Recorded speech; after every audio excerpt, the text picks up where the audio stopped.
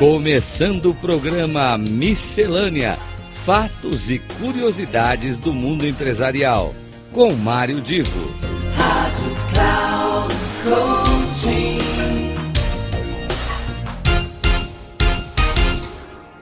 Alô, aqui é Mário Divo, estamos com mais um Miscelânea. E como vocês bem sabem, neste período de Copa do Mundo, o tema é futebol.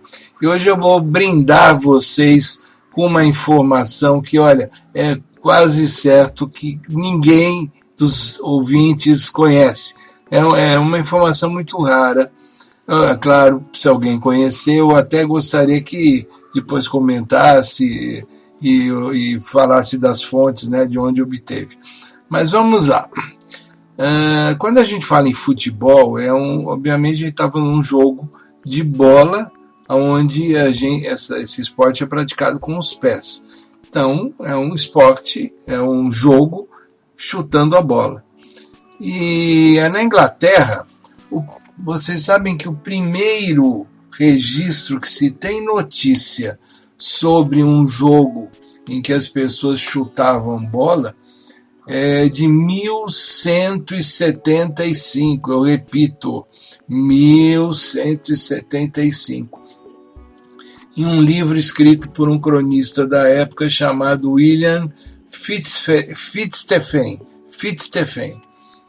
Bom, o autor escreveu ali que em alguns dias especiais se praticava um jogo no qual os atletas chutavam um balão de couro recheado de feno. A bola, simbolicamente, nesse jogo, a bola representava a cabeça de um conquistador dinamarquês que tinha sido expulso da ilha alguns anos antes.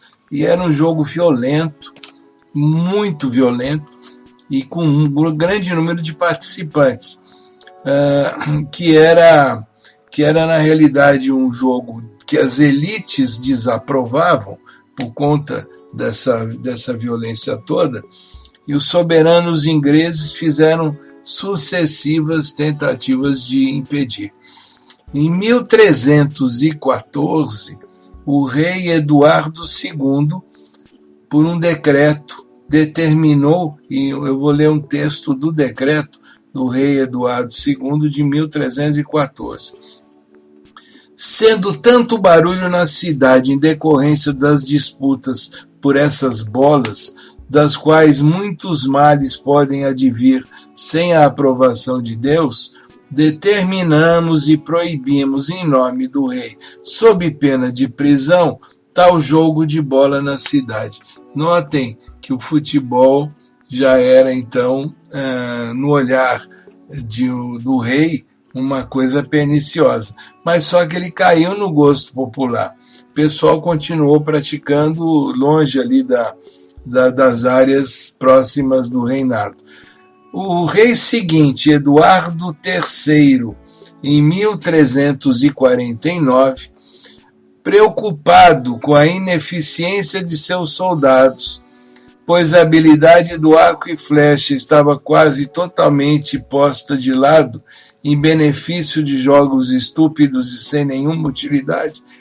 Lembrando, os guardas deixavam de treinar arco e flecha para ficar jogando aquele jogo chamado mass football. E o rei Eduardo III proibiu e ordenou que todo mundo que estivesse jogando futebol fosse preso. E de nada adiantou. Para a gente perceber que desde a sua origem ali mais longínqua, o futebol sempre foi algo que entra no sangue, na veia, no coração. O esporte continuou sendo praticado, e às vezes às escondidas, e os reis seguintes, Ricardo II, Henrique IV, Henrique VI, e isso ao longo dos anos, foram impondo novas proibições. E na Escócia, que é vizinha da Inglaterra, o rei Jaime I adotou um procedimento igual.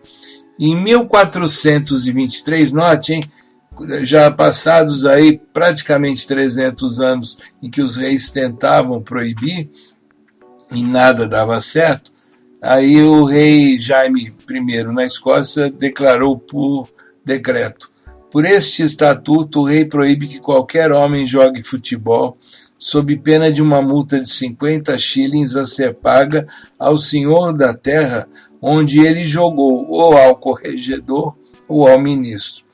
Os jogadores, na época, gozavam de má fama, porque eles eram considerados brutos e marginais. Lembrando, era um jogo muito violento, praticamente não tinha regra. Era um monte de gente chutando um lado, chutando o outro, para ver quem conseguia fazer a bola chegar lá no arco adversário. No fim do século XVI, o escritor chamado Philip Stubbs, em seu livro Anatomia dos Abusos, fazia referências pejorativas ao futebol e aos seus atletas. E William Shakespeare, o famoso William Shakespeare, na sua peça em Rei Lear, de 1606, escreveu o seguinte diálogo. Um servidor que tinha jogado futebol disse o seguinte: serei espancado, meu senhor? O Duque de Kent, na peça, diz assim: não, eu te darei uma rasteira, seu desprezível jogador. No decorrer do século XVIII, o esporte foi tomando forma e ganhou um nome apropriado, que na realidade era um vale-tudo jogado com os pés, e que se tornou muito, e com as mãos também, que se tornou muito similar ao rugby. Eu encerro miscelânea daqui, neste momento da história, para vocês continuarem percebendo que o futebol, desde as suas origens, ele sempre foi encantador, apaixonante, e mais do que isso, né, as pessoas muitas vezes vibram de uma maneira até despropositada e fora do normal na defesa do seu time ou na defesa seja de uma seleção. Fica aqui a miscelânea com esse recado, e eu prometo que o próximo miscelânea vai contar das origens do futebol no Brasil. Um grande abraço e conto com você na próxima semana.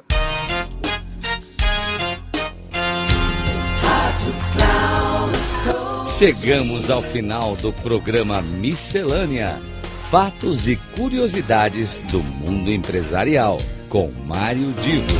Rádio Cloud Coaching.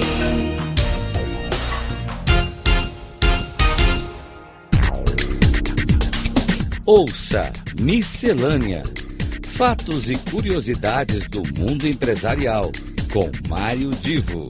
Sempre às terças-feiras, às 9h30 da manhã, com reprise na quarta-feira, às 12h30 e na quinta, às 15h30, aqui na Rádio Cloud Coaching. Acesse o nosso site radio.cloudcoaching.com.br e baixe o nosso aplicativo na Google Store.